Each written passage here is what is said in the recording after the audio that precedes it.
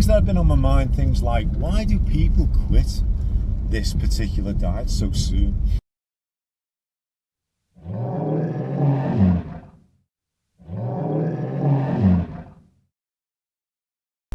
Hey everyone, it's Alex here from Carnivore for Life. It's day 713 since I've been doing the carnivore diet from the 1st of May 2022. Definitely in ketosis. It's 11:58, nearly noon on Saturday. Pre-carnivore, I would come out sweating, fed up, bloated, flushed. Oh, let's get home. I would probably have had my breakfast before I come out as well. Probably made me a bit slouchy, but I would get home, have probably a brunch. I'd probably have brunch and then I would go to bed. My shell will definitely endorse that. And yeah, I used to go to bed, guys. Wake up and then probably watch some footy. Wouldn't even want to go shopping. Slouchy. Didn't want to do anything. Just no energy, and obviously last 2 years have been complete opposite. So I want to talk today about something that's been on my mind, is why so many people have asked me about carnivore. I can't help myself. They ask me how old I am. 65, 66 in August. Officially an old age pensioner in the UK. Got to get the old age pension, so I'm quite happy about that. And yeah, things that have been on my mind, things like, why do people quit this particular diet so soon? They'll go on Slimming World or Weight Watchers or the cabbage soup diet or whatever. They'll do it, they'll look great, and then all of a sudden they go back to their normal SAD diet, standard American, standard UK diet, and then they go on another diet. But as soon as you tell them, I've lost 3.5 stone, I've lost all my physical health issues, my mental state is just unbelievable at the moment, and you could see them going, oh my god, he looks okay, he looks good, looks I remember what he used to look. I remember how Alex used to look. He's just showing me his photographs like I show everybody, and their jaws drop, and then they say, yeah, I'm going to do this, I'm going to do it. So the next question I ask them is, why are you going to do it? And it's usually about weight. I'm going to a wedding, I'm going on holiday. Not many people have said to me, oh, it's because of this medical issue or this physical issue. I had a WhatsApp group when I first started. I had 9 ladies on it, and I was like the admin, and I was putting loads of posts on, and the ladies all had, oh, here's the thing, they were much younger than me. I would not say any of them had major obesity issues. The group started out well, and people putting posts on showing what they were eating, and then after a month or two it was me, and all it was me putting posts on, and eventually I thought to myself, this is just me motivating me as usual. And I'm probably too nice to say to people, so what's going on, why aren't you carrying on? You know, get your finger out, get your head in that fridge and get some steak out. Too polite. And so in the end I said to Shell, you know what, Shell, I'm going to close the group down. So I sent off another post, and lovely people, you know, obviously I want the best for them, but it was clear to me that when you're younger on carnivore, there are too many distractions. Alex Jr., he didn't go carnivore, but when he was doing more low carb stuff, you could see it change in his I personally don't think he was sleeping as much. His skin, I hope he doesn't mind me saying this, but his acne was improved dramatically. In fact, it vanished. And I just come to a conclusion that younger people are just not hurt enough. They haven't, if you watch my video about sitting on the nail, they haven't had enough bashing, they haven't been bashed enough to want to change. They think, you know what, I'm immortal, I'm going to live forever. That's what I used to think. And when I was younger, I didn't have all these issues. I had, you know, I was super fit. I was 154 pounds then. I was doing sport. I used to have fights with Shell over all the sports I was doing when we first got married. And I just know that it's very unusual for young people to do carnivore and stick to it. Now obviously I can only look back now. I've got hindsight. I've got 2 years under my belt nearly, if you pardon the pun, and so is my fat. It's under the belt instead of over the belt. And I can look back and say, right, these are the reasons why you should do it and why you should continue to. It's got sustainability, it's enjoyable to me because I haven't got any meat aversions. So there are many, many, many reasons why people don't stick with carnivore. And I get it, you know, I've had times where I've thought, oh, this ice cream that I'm making is nice, but you know what? I'd love a Cadbury's, is it Cadbury's Magnum or whatever it is? Or you see other people with all the sweet stuff, cheesecakes when you go to weddings and birthdays, and you're thinking I could just throw my face right into that now. But I always think back, do I want to be 203 pounds again? Do I want to have psoriasis? Do I want to have all those aches and pains that I would have now coming out of swim teaching on a Saturday morning? Miserable Mr. Victor Meldrew, miserable old git. And did I really want to go into my 60s and into my 70s and 80s and beyond with that downhill spiral? And the answer obviously is no. And that's why I keep coming on to these videos, especially my car chats. I do enjoy my car chats, talking to myself. It's insane, isn't it? Talking to myself. And I'm going to persist with this. I'm going to push it and push it and push it. So yeah, so getting back to what I was saying, I'm 65, I'm 66 in August.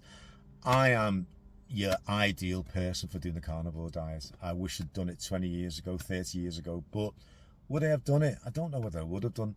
I had too much going on in my life, but with being sort of retired 16 years from a day job, I took early retirement and doing swim teaching on a maybe less than 16 hours a week. I've got that time to reflect, haven't I? I've got that time to do other things. Got time to sit there and drink, which I was doing all the time. I'm still doing it. I've got time to just get my head in the fridge and eat all the crap that used to be in there. But the saving grace is I found Fat Fiction, the documentary, 2 years ago, April 2022. And, you know, for some reason I had the temerity? I had the stickability, the stoicism to say, you know what, if I don't do it now, I never ever will, and I will be miserable. I'll probably one foot in the grave, as I said the other week on one of my videos. And you know, who knows where it could have gone. It could have been disastrous for me in my life. But here I am today, going into a new sports centre in early 2025. I've asked for the contract, and I think it's going to be very positive and favourable. I want to probably do more hours. I'm really on the top of my game at the moment with the swim teaching and my fitness. I have got a confession to make. I haven't been to the gym for weeks. I just haven't been, and that's the next goal. I'm going to the gym on Monday. I'm declaring it now on video, and I'm going to do it Monday. And hopefully be able to do a video or two. I know I do hopefully inspire. I know I do inspire the over 50s. I know on my analytics, my main percentage group is I think it's 45 to 65, something like that. And I'm really delighted when people come on and put comments on saying, Alex, you've helped me do this, you've helped me do that. I might do a Kerry Mann video soon where he basically screenshotted a lot of comments, and I might just do a video where I just read them out. So I might get a bit emotional on that, but yeah, that's who I am. That's what I am. So finish off, I understand completely why people don't continue with the carnivore diet, and the great thing about it is you can come back to it anytime. You don't have to sign up. There's no magazine, there's no club to attend, there's no social gathering, well, there's no club you have to attend. You don't have to do anything except eat beef, butter, bacon and eggs. If you're flexi carnivore like me, coffee, I have put a couple of pounds on. I think I'm 11 stone 7 at the moment, which is 161 pounds. And see the way I did that there, my calculations, I couldn't do that before carnivore. But 161 pounds, I feel great. I look back on my November diet challenge and on the videos, and I think I was starting to go a little bit gaunt here, and the neck looks better. I think it's if I just pull that back, it looks really good. Okay, so I might get a facelift. I'm thinking, oh yeah, and another quick one, girls. Another quick one. I'm thinking of getting some Botox. I've never had any cosmetic surgeries, nothing at all, guys, and including dyeing my hair. All right, people have always said to me, "Oh, this guy's got a toupee on. He dyes his hair." Never dyed my hair ever. I put a thing on called Simpler from America. That's like a beard tint. That doesn't sound too vain, but you must be able to see my grey. You can see it on my temples. My granddad, when he died at 64 in the 80s, I think it was, he had jet black hair.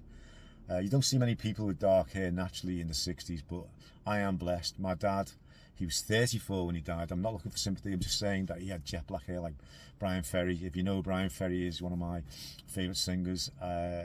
It was just slick black like Elvis Presley. So I think I'm fortunate. I've got, yeah, you see my grey there. Oh yeah, and just another quick one. When I get my trolls talking about, oh, this is a load of BS. He's not 65 or he's not 64. He dyes his hair. He has plastic surgery. He's had a facelift. He's had Botox. Those comments normally relate to the videos I've had where I'm in the house. In Shell's studio, it is quite dark, and I do look darker on some of my videos. The one I did with Kerry, the one last June, where we've had 230,000 views, I did look darker. If you see me turn to the side and talk to Patsy, the cat, you can see the grey. But that day, I mean, it was done on my mobile phone as well. It wasn't done on a laptop or on a large camera. It was just done on my mobile phone. So, yeah, even then, guys, I know I look darker, but I do touch my beard up. I even got slagged off for saying touching. Oh, so you touch up your beard? I'm like, yeah, I do. It's not grey. It's salt and pepper, and I just touch it up. Big deal. How many millions of men touch their beard up? How many billions of women use mascara? And men, or whatever they want to call themselves. How many people use mascara, foundation? I watch some of the makeup videos that Shell watches on YouTube. The people look like completely different people from the beginning to the end. Nobody seems to troll them, but yeah, I touch up my beard a little bit, and it's like I'm rambling on. I'm going to put a video on today of our visit to Battersea Power Station. I don't know whether any of my US subscribers have been to see the new power station. Battersea Power Station was this Art Deco, massive, on the front of a Pink Floyd album, and it's iconic. It's incredible. I'd always wanted to see it when it was actually, in operation, but it closed down many years ago. Alex Jr. took us to it a couple of weeks ago when we were down there doing my Made in Chelsea video, and I took some shots and put them together, and somebody else has done a similar video and it got thousands of views, so I thought, oh, it might be worth doing.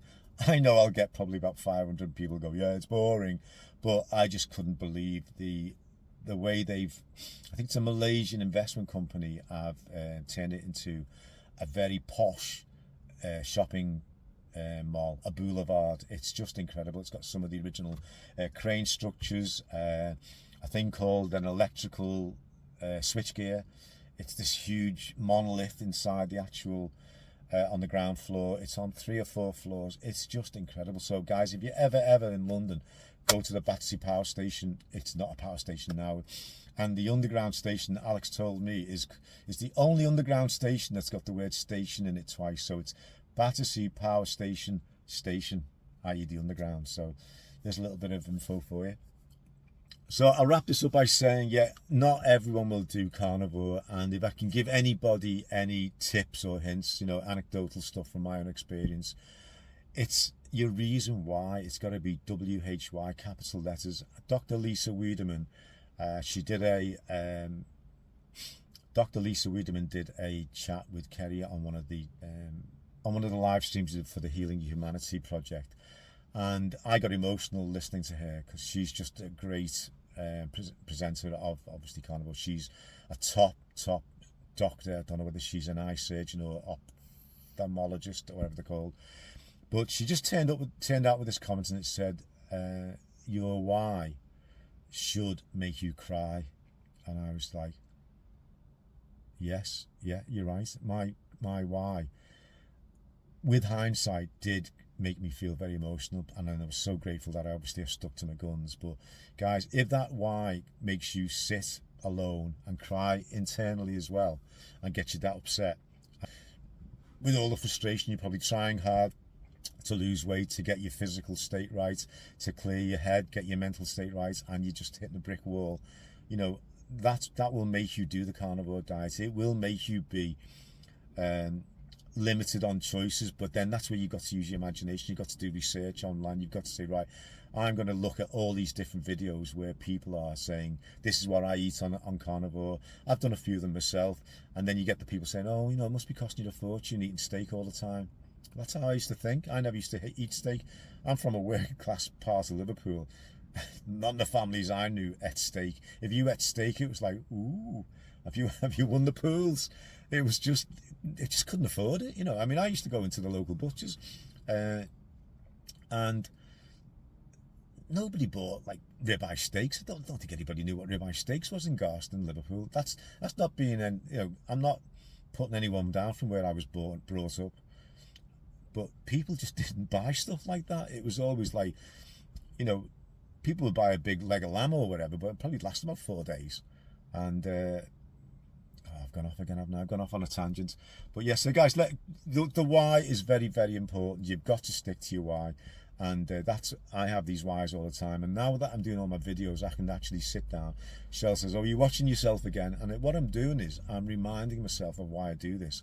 I don't need much reminding, but just sometimes, you know, on occasion, you can get a bit sort of casual about things. And I just watch them. I thought, well, you know, I'm preaching here to myself, and that's what I'm going to do. I'm going to keep saying to myself, yeah, this is why I'm doing this.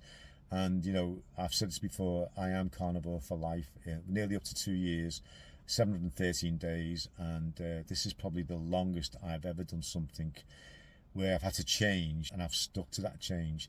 I've got the results. And why would I go back to eating carbohydrates, drinking the way I was?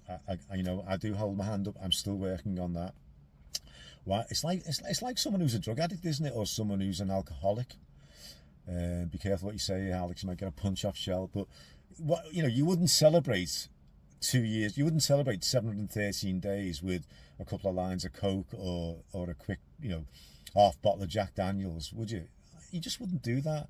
And it's probably an extreme analogy or an extreme metaphor or extreme example, but you know, I heard that on a couple of YouTubers saying it, and I thought, it's extreme, but yeah, it is right. And so when I do have a couple of drinks, when I drink too much wine, I get up the next day and I go, are you a hypocrite? Are you being a hypocrite? And I probably am sometimes, but I look back and I think, I know why I'm doing it. I'm getting some big challenges. This is not an excuse, but I'm getting some big challenges. And I fall back into the reward or the stress busting scenario. And that's what I've got to work on all the time. I do look back as well and say, okay, you're 65. You've probably been drinking alcohol since I was 15. So was that 50 years? 50 years I've been practicing drinking alcohol. And what always kept me on the straight and narrow was I was fit, I was healthy, I was always somebody who could manage it. And but I think once I packed in work, I was 50 and I had those time to kill. I'm talking about alcohol today because I just know that this does definitely resonate with some people who can relate to what I'm saying. And you know, I'm not trying to sort of excuse it and say to people, listen, you know, oh, poor me, I can't not have one glass of wine. That is true. I do have a glass of wine, and then my dopamine or whatever the alcohol triggers are, I'll have another one, and I'll always enjoy it and sit there and go, that was very nice. But the problem with carnivore is if you drink alcohol on an empty stomach, it goes straight to your head and it goes straight to the toilet as well. You end up going to the toilet, and again, this is where I've got to really punch myself hard and say, come on, let's cool down on all this. Let's just kick it into touch. Let's see if I do, guys. Let's see if I do. I've just bought a pair of hiking boots, guys, and a pair of outdoor trousers because we're celebrating Sophie's birthday next week. So I'll do a video about that as well. Yeah, so right, so I'll finish there by saying thanks as usual, guys. Please like, share and subscribe. Yeah, I got it right. Please like, share and subscribe. subscribers, thanks again as usual for all your comments.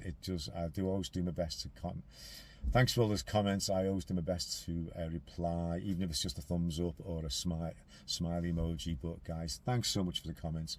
Always do your best to do something. Always do your best to comment, and I'll do my best to reply.